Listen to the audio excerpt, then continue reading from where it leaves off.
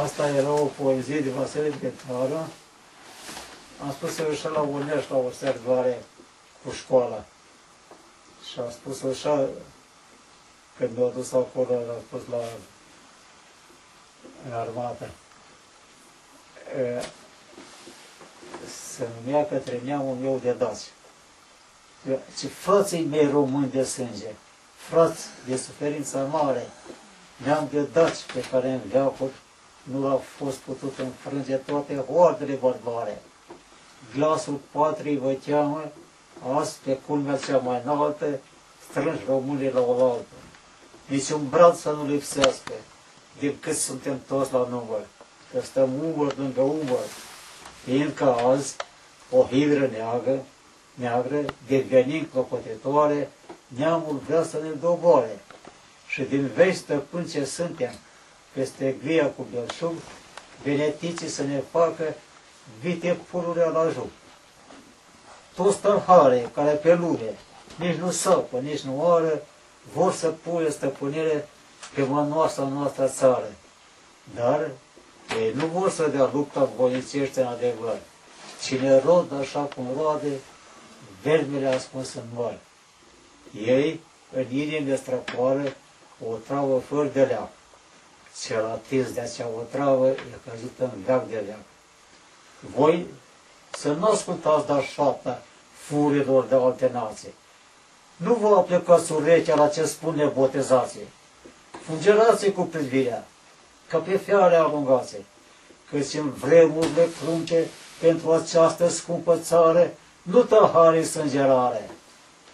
Nu strămoșii acestor haite zac în sfintele morminte, unde noi avem de veacuri mari comori de oase sfinte.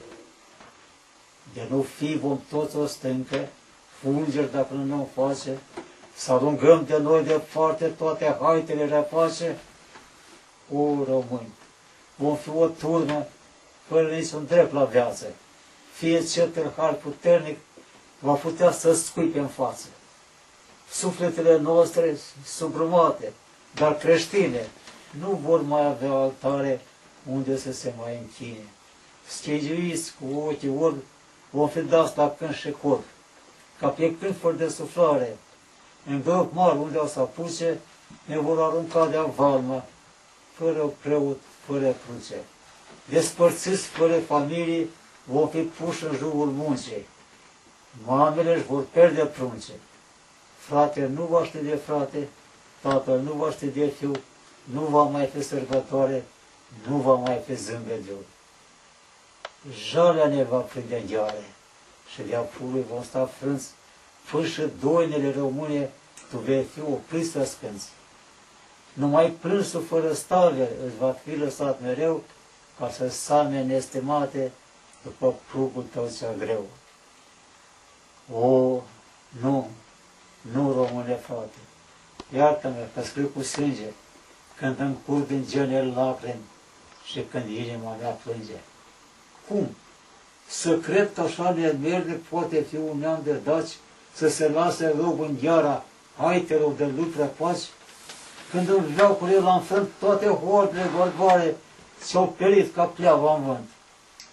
Fruntea sus, rămâne, frate, fruntea sus și ochii în zece. Când la turnul îți vine fiara, știi tu cum să o faci să pleci.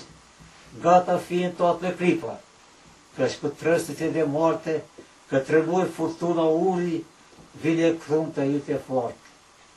Tu, deasupra vijeliei, înălțându-te ca zmei, strângem pumnii tăi române, trăsnitele ca un zeu, și cu ele pe vecie să lovești în toți mișeii, în cei ce năruiesc altare, izgolind pe Dumnezeu. Foarte frumos, bravo, genial. Nașule, ai mers